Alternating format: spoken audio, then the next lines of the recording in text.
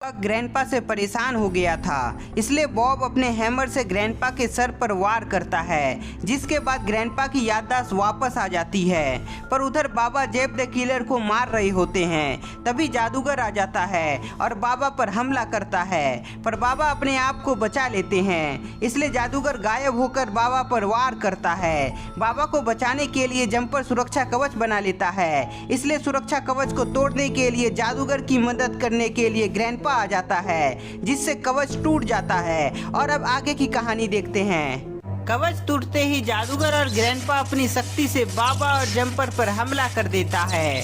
जादूगर और ग्रैंडपा के लगातार वार से बाबा और जंपर कमजोर होने लगते हैं।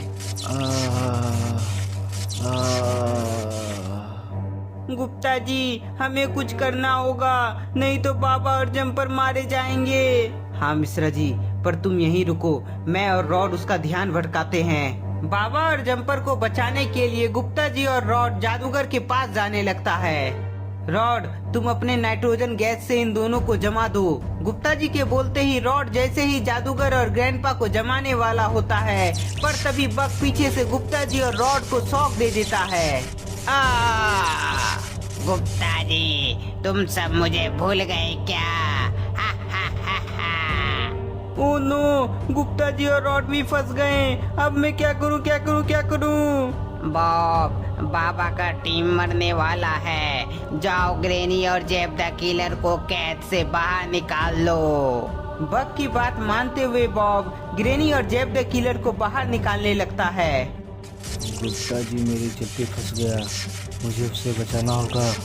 बाबा अपनी पूरी शक्ति लगा देते हैं और जादूगर के चंगुल से बाहर निकल आते हैं। अब तुम दोनों गए। अरे वाह, बाबा आजाद हो गए हैं। बाबा अपनी शक्ति से जादूगर और ग्रैंडपा पर वार करने लगते हैं। बाबा के वार से जादूगर और ग्रैंडपा का ध्यान भटक गया था, इसलिए जंपर भी आजाद हो जाता है। जंपर, तुम गुप्ता जी और रॉड को बचाओ, तब तक मैं इन दोनों को संभालता हूँ। बाबा जादूगर और ग्रैंडपा से मुकाबला करते हैं और जंपर बग के पास जाकर उसे शॉक दे देता है। बॉब, मुझे बचाओ।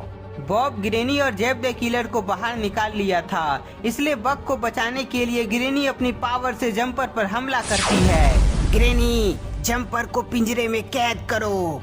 जेब द किलर के बोलने के बाद ग्रेनी तुरंत जंपर को पिंजरे में कैद कर लेती है।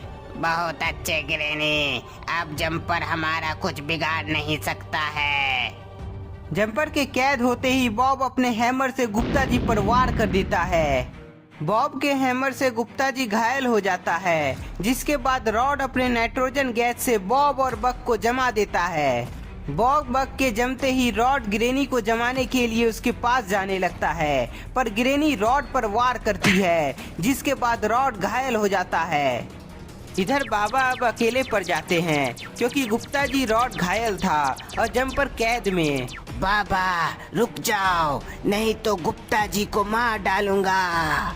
गुप्ता जी, जेब द किलर, रुक जाओ, मैं हमला करना बंद कर रहा हूँ।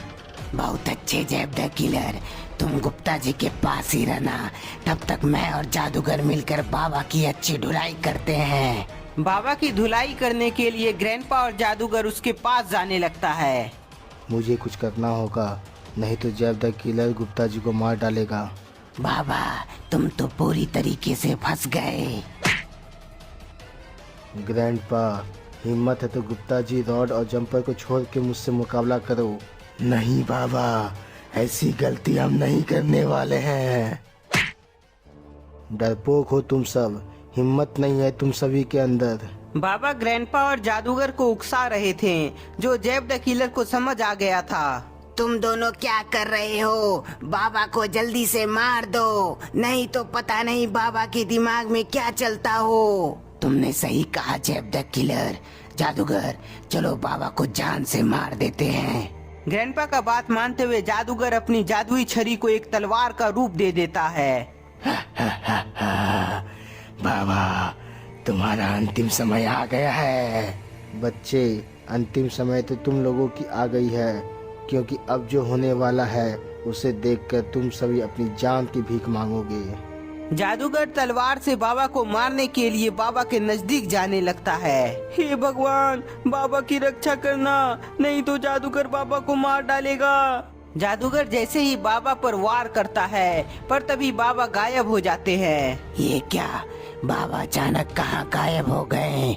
जादूगर, बाबा अचानक कहाँ चले गए? सभी लोग बाबा को चारों तरफ देखता है, पर बाबा कहीं दिखाई नहीं देता है। बाबा, तुमने अपनी चतुराई दिखाई दी, अब देखना गुप्ता जी बचेगा नहीं।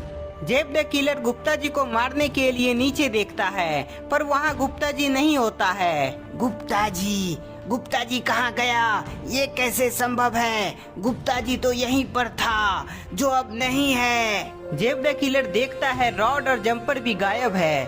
ये क्या हुआ? सभी लोग अचानक कहाँ चला गया?